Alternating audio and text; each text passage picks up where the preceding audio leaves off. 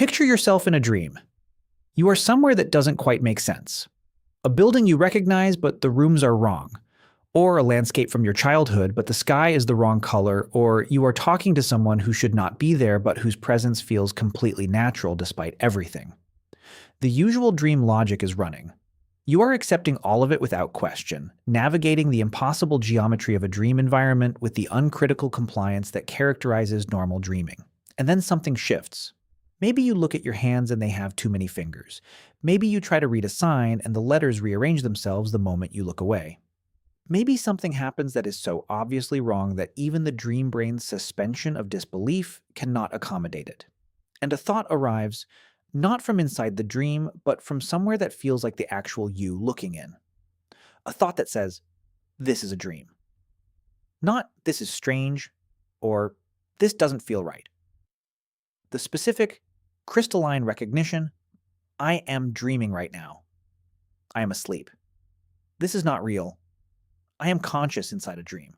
And the dream does not end. You are still there. But everything has changed. This states the state of being simultaneously asleep and consciously aware that you are asleep, of being inside a dream while knowing it is a dream, has a name. Lucid dreaming. The word lucid comes from the Latin lucidus, meaning clear or bright. Clear consciousness within the otherwise fog of normal dreaming. And what happens to a person the moment that clarity arrives, what the brain does, what the experience becomes, and what it reveals about the nature of consciousness itself, is one of the most fascinating intersections of neuroscience, philosophy, and subjective experience available to anyone willing to go to sleep and pay attention. Here is the complete story of what happens when you know you are dreaming. Start with the science of what a normal dream actually is at the neurological level, because understanding the baseline makes what happens during lucid dreaming more remarkable by contrast. Normal REM sleep, the sleep stage during which most vivid dreaming occurs, produces a brain state that looks, on an EEG, almost identical to waking consciousness in terms of overall electrical activity. The brain is highly active. Neural firing rates are comparable to the waking state. The metabolic demand of the brain during REM is similar to its demand during focused waking activity. This is why REM sleep feels like experience rather than absence, because the neural correlates of experience are running at nearly full intensity. But specific differences between normal REM sleep and waking exist, and these differences explain the characteristic features of normal dreaming. The prefrontal cortex, the region most associated with critical thinking, self-reflection, working memory, and reality monitoring, shows reduced activity during normal REM sleep. This reduction is not complete deactivation, but it is sufficient to explain why normal dreams proceed without the dreamer questioning their logic, why impossible events are accepted as normal, why the dreamer rarely thinks to wonder whether they are dreaming. The brain's internal critic is partially offline. The visual cortex, the limbic system associated with emotional processing, and the motor cortex are highly active during REM sleep, which is why dreams feel visually vivid, emotionally intense, and sometimes involve a strong sense of movement or embodied action, even while the physical body is paralyzed by the motor inhibition system that REM sleep employs to prevent physical acting out of dream actions. The brain is generating a rich, multisensory, emotionally charged experience. The part of the brain that would evaluate that experience critically is running at reduced capacity. Lucid dreaming is what happens when the prefrontal cortex reactivates during REM sleep without waking the person up. This is the neurological definition of the state, and it is unusual enough that for a long time, researchers disputed whether lucid dreaming was a real phenomenon or whether people who reported it were simply confabulating, imagining, or falsely remembering the experience of being conscious within a dream. The breakthrough that established lucid dreaming as a neurologically real, scientifically measurable phenomenon came from a clever, experimental design. Researchers knew that during REM sleep, while voluntary muscle movement is suppressed, the eyes are not subject to the same inhibition. The rapid eye movements that give REM sleep its name are real, physical movements. Researchers worked with experienced lucid dreamers who agreed to signal the moment of achieving lucidity during sleep by making a specific, pre-agreed pattern of deliberate eye movements, left, right, for example, or some other distinguishable pattern. In laboratory conditions, sleeping subjects whose EEG confirmed active REM sleep were monitored for these pre-agreed eye movement signals. The signals appeared. The sleeping subject had made voluntary, intentional eye movements during a REM sleep, movements that corresponded to the moment they later reported achieving lucidity, while their EEG confirmed they were asleep and in REM. This was not confabulation. This was objective, externally measurable evidence that the person had been consciously aware and capable of deliberate action during sleep. Subsequent brain imaging studies using fMRI and EEG compared normal REM, sleep brain activity, to lucid REM, sleep brain activity, and found exactly what the prefrontal reactivation hypothesis predicted. During lucid dreaming, activity in the prefrontal cortex, specifically the dorsolateral prefrontal cortex, the region most associated with self-awareness and metacognition, is elevated compared to normal REM sleep, approaching the levels seen during waking. The brain regions associated with self-reflection wake up without waking the rest of the brain up.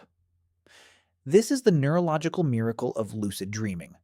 The maintenance of the rich, vividly constructed dream environment generated by active visual cortex, emotional processing, and the full REM dream machinery, combined with the reactivation of the self-aware, critically evaluating, reality monitoring prefrontal function that normal REM sleep suppresses. Both systems running simultaneously. The dream and the dreamer aware of the dream, coexisting in the same brain state. What does this actually feel like from the inside? What happens to the subjective experience of the dream the moment lucidity arrives? The first and most consistently reported effect is a dramatic increase in the vividness and apparent reality of the dream environment. This seems paradoxical. You have just realized it is not real, so you might expect it to feel less real. What actually happens is the opposite. Normal dreaming involves a kind of low-resolution acceptance of the dream environment. Lucidity brings the prefrontal attention and self-monitoring online, and this attention focuses the dream experience in a way that makes it feel more vivid rather than less. Colors become more saturated. Sensory details sharpen. The dream environment becomes more immediate. This increased vividness is often the first challenge lucid dreamers face. The experience becomes so intense and real feeling that it threatens to overwhelm the fragile clarity of the lucid state. Many beginning lucid dreamers achieving their first moments of lucidity become so excited by the realization that they are dreaming that the emotional arousal wakes them up. The excitement of, I'm dreaming, I'm actually dreaming right now, produces physiological arousal that is enough to shift the brain out of REM sleep entirely, ending the experience.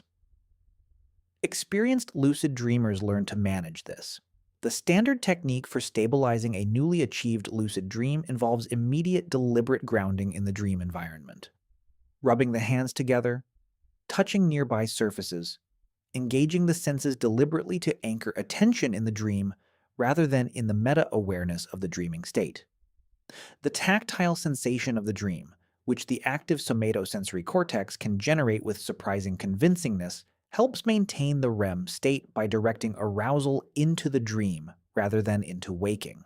Once stabilized, the lucid dream presents a subjective environment of extraordinary interest. The dream continues to generate its content through the same neural machinery that generates normal dream content: associative memory processes, emotional salience, the visual construction system that makes dreams seem visually convincing. But the dreamer can now interact with this environment from a position of knowing what it is rather than being absorbed into it without critical awareness. The apparent control that many people associate with lucid dreaming is real, but more complicated than popular descriptions suggest. The commonly described ability to fly, to change the environment, to summon specific people or objects. These are real aspects of lucid dreaming, but their reliability varies dramatically between individuals and between individual lucid dreaming episodes. The dream environment is not a simple video game that responds predictably to conscious inputs. It is generated by neural processes that operate partly independently of conscious intention and the relationship between what the lucid dreamer wants to happen and what the dream generates is negotiated rather than commanded. Some aspects of the dream environment respond readily to deliberate intention. Looking at your hands and willing them to have the correct number of fingers sometimes produces this result. Walking through a door and expecting a specific environment on the other side sometimes produces that environment. Flying is possible in most lucid dreams with sufficient practice at willing it into being. Other aspects resist deliberate control entirely. Dream characters, the other people who populate the dream, frequently refuse to behave as consciously directed. By the way, if you want to go even deeper into the secret lives of ancient humans, I just launched a full course called The Secret Lives of Ancient Humans. 10 modules, 3+ hours of content covering everything we never talk about on YouTube. What they feared, how they communicated, what hunted them, and much more. Plus an exclusive PDF guide included. Link in the description. See you inside. A lucid dreamer who attempts to have a dream character say a specific thing or go to a specific location often finds the character doing something unexpected, something generated by the same autonomous associative processes that create normal dream content rather than by the dreamer's conscious intention. Dream characters have been described by many experienced lucid dreamers as having a quality of apparent autonomy, responding unexpectedly, saying things the dreamer did not intend, pursuing their own apparent agendas within the dream. This apparent autonomy of dream characters raises one of the most philosophically interesting questions that lucid dreaming generates. If the dreamer is the brain generating the dream, and the dream characters are also generated by the dreamer's brain, then in what sense do the dream characters have independent existence? When a dream character says something surprising to the conscious lucid dreamer, who or what is doing the surprising? What part of the mind is generating the unexpected content?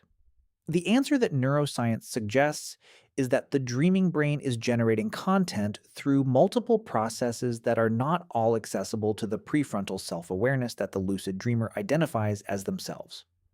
The neural systems that generate the dream character's behavior, associative memory, emotional templates, the patterns of interpersonal relationship encoded in the brain's social cognition systems, operate below the level of conscious access, producing outputs that the conscious prefrontal observer then encounters as if coming from outside. The dream characters are not independent entities, but they are also not simply the product of conscious intention. They are the product of unconscious brain processes operating within the dream, which makes encounters with them in lucid dreams an unusual form of encounter with your own unconscious, an opportunity to observe what your mind generates when it is not under the control of conscious intention. This framing, lucid dreaming as a form of contact with unconscious mental content, is why many therapists, psychologists, and researchers have been interested in lucid dreaming as a therapeutic tool. If the dream environment represents a space where unconscious material becomes accessible to conscious engagement, then the lucid dreamer's ability to consciously navigate that space raises the possibility of engaging therapeutically with material that is normally accessible only indirectly through waking analysis or other therapeutic approaches. The application of lucid dreaming to nightmare treatment is the most thoroughly researched therapeutic use of the state. Recurrent nightmares, the same distressing dream content recurring repeatedly, often associated with PTSD and other anxiety disorders, represent a specific form of dream suffering whose neurological repetition reflects the same trauma-related mechanisms that produce intrusive waking memories in these conditions. Nightmare disorder is a real clinical entity with real functional consequences. Lucid dreaming therapy for nightmares operates on the principle that a dreamer who achieves lucidity during a nightmare, who recognizes within the nightmare that they are dreaming, is no longer helpless within its content. They can engage with the threatening elements of the nightmare from a position of knowing it is not real, can attempt to alter its content, or to face its threatening aspects without the same level of fear that characterizes the same content during non-lucid dreaming. Repeated practice of this engaged facing of nightmare content within the lucid state appears in multiple clinical studies to reduce nightmare frequency and intensity. The mechanism appears to involve the same emotional processing and fear extinction principles that underlie other trauma therapies, operating within the dream environment rather than in waking imagination. The brain's threat response system during a nightmare involves genuinely elevated physiological arousal. Heart rate increases, stress hormone release, the same fear physiology that real threats produce.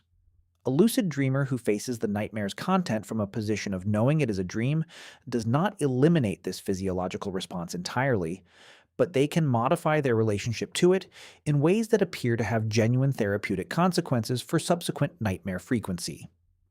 The learning and skill practice applications of lucid dreaming have attracted significant research interest as well, driven by the question of whether mental practice within a lucid dream, practicing a motor skill, rehearsing a performance, working through a complex problem, produces the same kinds of learning consolidation that mental imagery practice during waking produces, or potentially more. The evidence is genuinely mixed. Motor imagery, the mental rehearsal of physical movements, is a well-established training technique with documented effects on motor skill acquisition, operating through the neural pathways that overlap between motor planning and motor execution. Lucid dreaming would theoretically provide a more vivid, more immersive form of motor imagery than waking imagination, potentially with stronger effects on learning. Some small studies have found positive effects of lucid dream practice on specific motor skills. The neurological case for why this might work is plausible. The same neural systems that execute physical skills are active during dreams, and their activation during practiced dream rehearsal could produce the same consolidation effects that are documented for waking skill practice. But the effect sizes found in research have been modest, the replication record is inconsistent, and the practical challenges of achieving reliable lucid dreaming on demand for training purposes are substantial. The creative applications of lucid dreaming are the dimension most celebrated in popular accounts and least rigorously studied. Not because creativity in lucid dreams is uncommon, but because creative output is difficult to operationalize in ways that allow systematic study. The lucid dream environment, in which the full generative power of associative memory and imaginative construction operates while the critical prefrontal evaluator can observe and steer, is in principle an extraordinary creative workspace.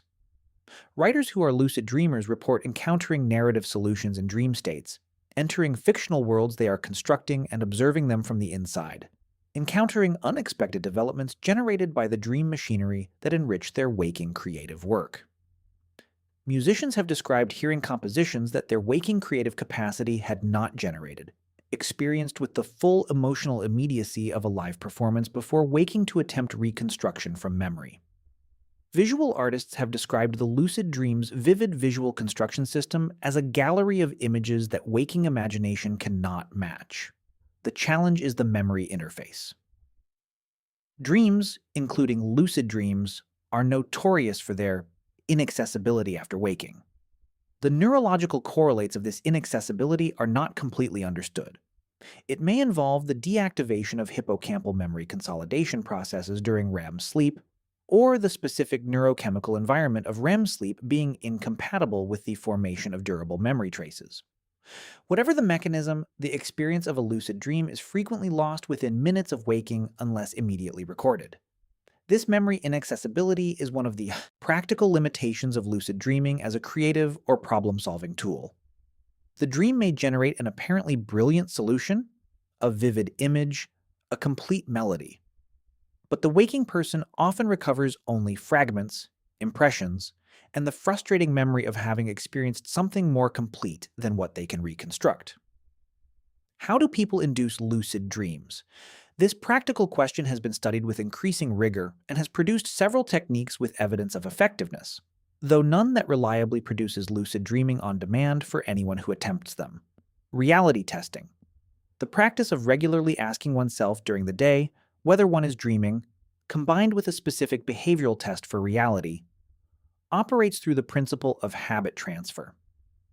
If a person practices the question, "Am I dreaming right now?" frequently enough during waking life, the same question eventually arises during dreaming, at which point the test that during waking always returns, "No, this is real," returns something different. The test fails, revealing the dream state, triggering lucidity. Common reality tests include attempting to push a finger through the palm of the hand, impossible when awake, often possible in dreams, reading text twice. Text in dreams typically changes between readings, and nose pinching while attempting to breathe. Breathing through a pinched nose is impossible when awake, often possible in dreams. The wake back to bed technique exploits the structure of sleep architecture to maximize the probability of entering REM sleep with some level of waking consciousness. A person wakes after approximately 5 to 6 hours of sleep, when the longest, most intense REM periods of the night are upcoming, stays awake for 30 to 60 minutes while reading about lucid dreaming or practicing intention setting, then returns to sleep. The transition from waking directly into the intense late-night REM periods while carrying conscious intention from the waking period increases the probability of achieving lucid dreaming compared to sleeping without this interruption. The mnemonic induction of lucid dreams technique involves intensive intention setting before sleep, repeatedly affirming the intention to recognize dreaming when it occurs, vividly imagining becoming lucid, and focusing strongly on the intention as the primary content of consciousness during sleep onset. This technique works through the principle that pre-sleep intentions can influence dream content and dream consciousness, a principle supported by evidence that emotional and cognitive content emphasized immediately before sleep is more likely to appear in subsequent dreams. The philosophical implications of lucid dreaming extend considerably beyond the practical applications of the state, touching on questions about the nature of consciousness and the relationship between dreaming and reality that are among the oldest questions in philosophy. The fact that a person can be simultaneously asleep and conscious, that the two states defined as mutually exclusive by common sense can overlap, challenges the binary categorization of human states into waking and sleeping that most frameworks assume. Lucid dreaming exists in a hybrid space that both categories fail to capture: more conscious than normal sleep, more unconstrained than normal waking, a state where the distinction between experience and reality becomes simultaneously clearest and strangest. The lucid dreamer who stands in a vivid, detailed, richly experienced environment that they know is not real is having an experience that is genuinely real. The subjective experience of that environment is as real as any waking experience in terms of its neural correlates and its felt quality, while the content of that experience refers to no external reality. The experience is real. The world it depicts is not. This combination, which is the normal state of the lucid dreamer, is philosophically unusual enough to have occupied the attention of philosophers from Descartes onward. If experience can be completely convincing and neurologically genuine while referring to nothing real, what distinguishes the waking experience that we take to be real? The question is not answerable from within experience. The lucid dreamer in the dream has exactly the same epistemic situation as the waking person in the world. Both have genuine experience. Both cannot step outside their experience to verify its correspondence with any external reality. This is not a reason for nihilism about waking reality, but it is a reason for a certain humility about the directness of the relationship between experience and truth that lucid dreaming uniquely and vividly demonstrates, because it provides firsthand, subjective evidence that experience can be rich, coherent, and completely convincing while being generated entirely by the brain with no external referent. You know you are dreaming. The dream continues. The world around you is not real, and you know it. And it is still there. And it is still vivid. And you are still in it, navigating an impossible space with full awareness of its impossibility. This is the strangest thing the human brain does. And most people have experienced it at least once, that flicker of impossible recognition in the middle of a dream, that moment of the dreamer looking at itself and knowing. The question is what you do with the moment before the alarm goes off and the whole thing evaporates.